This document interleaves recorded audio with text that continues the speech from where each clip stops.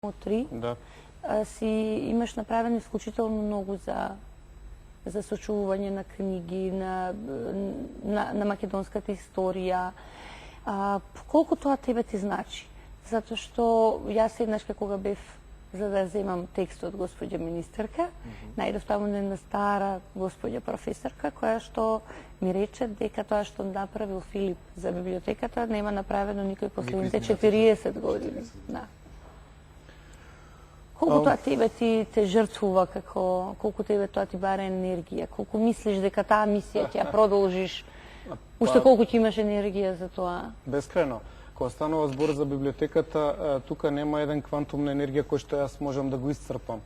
Некоја работа која се работи со задоволство, изворот на енергијата се надополнува и станува практично бесконечен. Јас мислам дека во прашање кога се наоѓам себе во библиотеката е некој чуден синхроницитет на природата и на судбината, бидејќи некако цел живот мене работите натака ме влечеле. Еве после се ова е моја трета книга. Мислам ако е книга, ќе ги направам сите огради за да не умислат дека пледирам на тоа да станам писател. Не ни мислам дека сум тоа.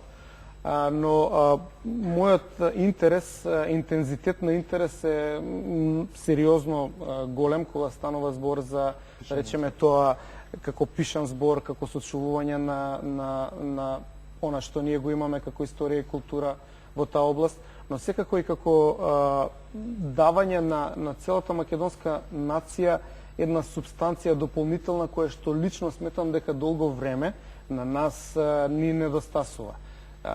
Ми се чини дека е правен во историјата сериозен напор за оваа нација, овој народ да се обезличи, да се направи несигурен, да се направи да емигрира, да биде отсутен, да нема една силина и јаснотија на духот, на проекции за што се сака.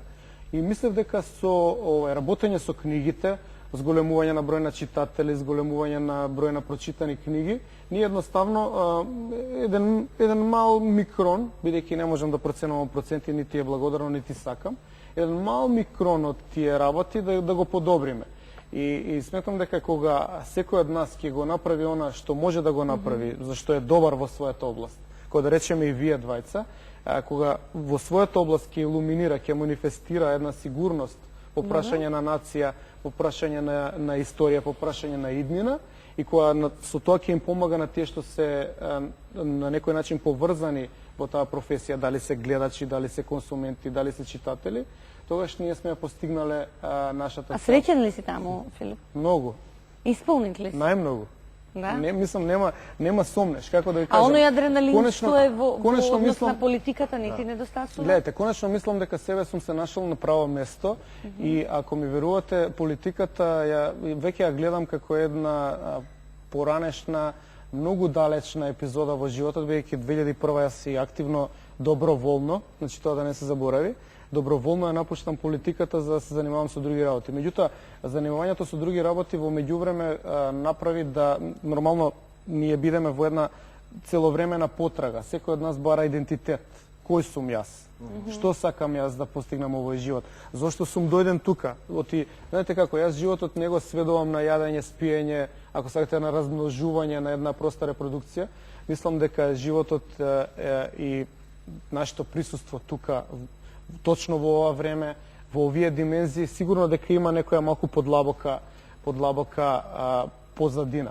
Сега кога се наоѓам меѓу книги 24 часа, бидејќи и дома имам голема библиотека и оваа библиотека на располагање, буквално можам да истражувам во таа насока. Како што знаете, филозофија имам завршено, како да ми се средија коцките во глава и благодарен сум што сум надвор од политика, бидејќи знаете како, манифестациите се многу лесни во општество. Јас можам да наведнам глава, можам да инсистирам, можам да барам, да замолам, да тропнам на врата, тука негде ќе бидам при тие порти на политичката моќ. Меѓутоа, мислам дека тоа што не ми треба. Колку се 7-8 години, ја осеќам како една дистанцирана, една дистантна, далечна епизода. Значи дека млад си истроши во политиката? Па не знам дали сум се истрошил, можеби тоа беше една увертира до ова што ќе дојдеме сега. Оти мислам дека во животот настаните доаѓаат следствено по еден прилично сигурно однапред утврден ред кој што мора да се исполни за да се дојде на некој повисоки ниво. Но иако ти реално напушти политиката, изнесувајќи ги прилично жестоко експлицитно твоите ставови, се уште функционираш како сведен политички активист. Застапуваш некаква политичка платформа со која никој се согласува, никој не се согласува, која е послична на едните, екстремно различна од другите и така натаму. Но ме интересира тоа што често пати пишуваш за демократијата како концепт кој се заснова на слободата. Но од друга страна велиш дека демократијата е контролиран систем на владење. Ме интересира за која слобода практично ти зборуваш? Што е она што е концептот на слобода за Филип Петровски? Па еве, јас можам да изложам едно мое мислење кое што го заснувам на лично искуство.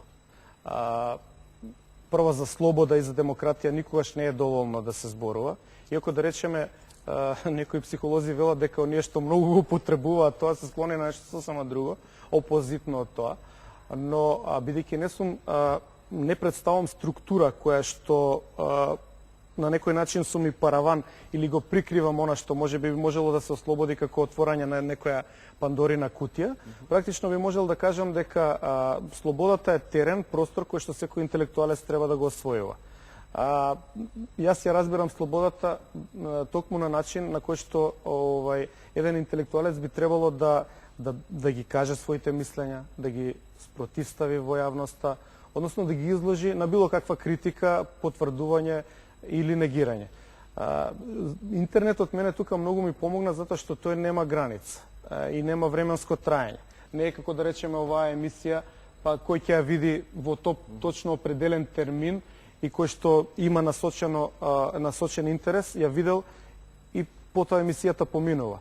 На интернетот оваа емисија која јас ја ставам на мојот видеоканал ќе биде присутна 24 часа, 7 дена во неделата. Таа ќе биде достапна со отворени коментари за секој што сака да ја погледа, сакал во недела навечер, сакал во вторник од сабајле, тој ќе може да ја погледа, ќе може да ја коментира, ќе добиам фидбек назад. Значи едно освојување на слободата неверојатно носи тој интернет и дури ми се чини дека ќе допринесе да се појават позначени вака активисти кои што се залагаат за ослободување на човекот. Во тој контекст има ли оваа земја интелектуално критична маса? Или се чувствуваш прилично сам, се чувствуваш ме интересира од аспект на тоа дали она што го изнесуваш како став, дали слободата по која грабиш преку интернетот е равнан инцидент или добива некаква организирана рамка, добива некаква малку по-консеквентна. Па некаква рамка сигурно има, но мислам дека овие медиуми, овој начин на користење на, ако сакате, освојување на слободата, се уште кај нас се во зародиш. Не е доволна таа некоја бројка која што мислам ја имаме како процент на луѓе што користат интернет или